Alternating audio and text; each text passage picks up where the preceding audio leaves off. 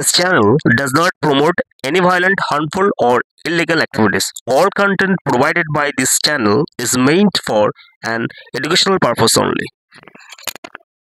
নমস্কার বন্ধুরা, all in one YouTube চ্যানেলে তোমাদের সকলকে স্বাগত। তো বন্ধুরা, আজকে আমাদের দেশের যে সর্বোচ্চ আদালত, সেই আদালতের একটা ভার্ডিক্ট শুনে মনটা একেবারে খারাপ হয়ে গেল। তার কারণটা হচ্ছে কি, ইন্ডিয়ান কনস্টিটিউশন, ভারতীয় সংবিধান সঙ্গে যে আইনের যে বিভিন্ন রকমের যে দুটো সিআরপিসি এবং আইপিসি এবং সিআরপিসি, এই অনুযায়ী আইন চলে থাকে সুপ্রিম কোর্ট, হাইকোর্ট এবং লোয়ার কোর্ট, সমস্ত কিছুর মধ্যে দিয়ে ভার্ডিক্ট হয়ে থাকে। কিন্তু আজকে যে ভার্ডিক্টটা রয়েছে, আমাদের 140 কোটি লোকজন ভারতবর্ষে, সেই লোকজনের ক্ষেত্রে আমি মনে করি এই ভার্ডিক্টটা মানে গণতন্ত্র অনুযায়ী আমারও তো কথা বলার অধিকার রয়েছে। এই ভার্ডিক্টটা জানি না কেন মানে মেনে নেওয়া যাচ্ছে না, এবং মেনে নেওয়া কেউই মেনে নিতে পারবে না। তো আগে বলি কি, স্ত্রী পরক্রিয়া করে সন্তান জন্ম দিলেও দায়িত্ব নিতে হবে স্বামীকেই। এইটা হচ্ছে ভার্ডিক্ট বন্ধুরা।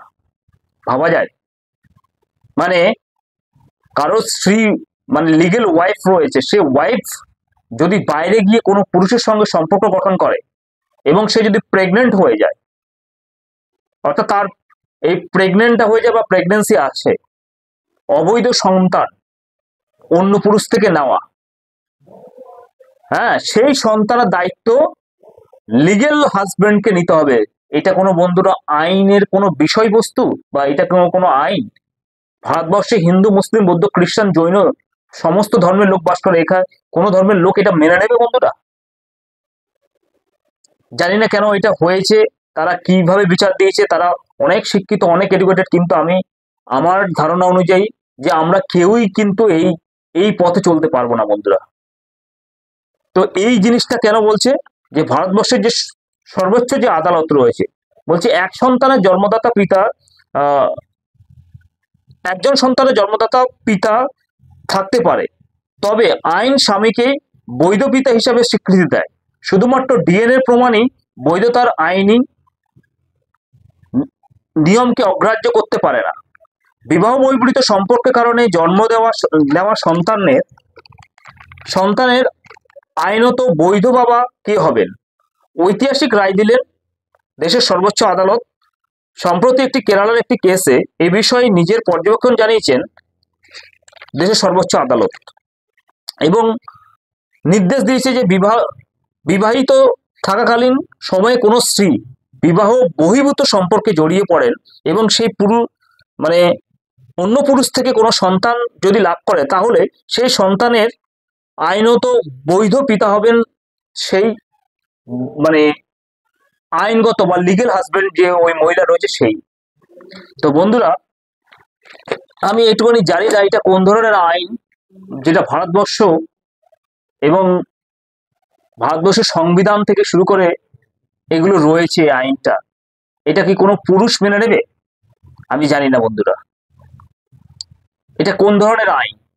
একজন হাজবেন্ড এবং ওয়াইফ তারা লিগেলি, অর্থাৎ আইনগত যদি বিবাহ করে স্বামী স্ত্রীর সম্পর্ক রইল তাদের মধ্যে, তার স্ত্রী যদি দুশ্চরিত্রা হয় এবং সে যদি অন্য জায়গায়, স্বামী যদি দুশ্চরিত্রা হয় তার বিরুদ্ধে কেস করা হয়, সমস্ত কিছু করা হয়, এবং স্ত্রী যদি দুশ্চরিত্র হয়ে যায় এবং অন্য পুরুষের সঙ্গে সহবাস করে, তার সেই প্রেগনেন্ট হয়ে যায়, সন্তান জন্ম দেয়, সেই সন্তানের দায়িত্ব আবার কিন্তু অর্থাৎ তার লিগেল হাজবেন্ডকে নিতে হবে বন্ধুরা। তাহলে এই বিয়ে তো কোনো ছেলেরা বিয়েই করবে না। তার কারণটা হচ্ছে তার স্ত্রী 10 জন পুরুষের সঙ্গে থাকবে, 10 জন পুরুষের সঙ্গে অবৈধ সম্পর্ক গঠন করবে, এবং তার সমস্ত ভরণ পোষণ থেকে শুরু করে সবকিছু ওই তার লিগেল হাজবেন্ডকে নিতে হবে, এবং সে যদি অন্য জায়গায় প্রেগনেন্ট হয়ে আসে সেই দায়িত্বও তাকে নিতে হবে। এটা কোন ধরনের আইন বন্ধুরা আমার জানা নেই। তো আশা করছি আপনারা এই ভার্ডিক্টটা পড়বেন, জানবেন, এবং আপনারা কি এই ধরনের আইন কোনো ধর্মের মানুষ, কোনো সম্প্রদায়ের মানুষ বা কোনো পুরুষকে মেনে নেবে কিনা সেটা আমার জানা নেই।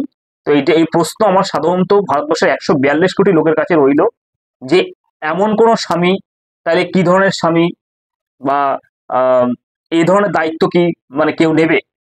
তার স্ত্রী পরক্রিয়া করে বেড়াবে আর সে স্বামী চোখের সামনে দেখে যাবে? এইটা কি ধরনের আইন জানি না। তো বন্ধুরা, তোমাদের মতামতটা কমেন্টস বক্সে জানাবে এবং লাইক শেয়ার এবং সাবস্ক্রাইব করবে।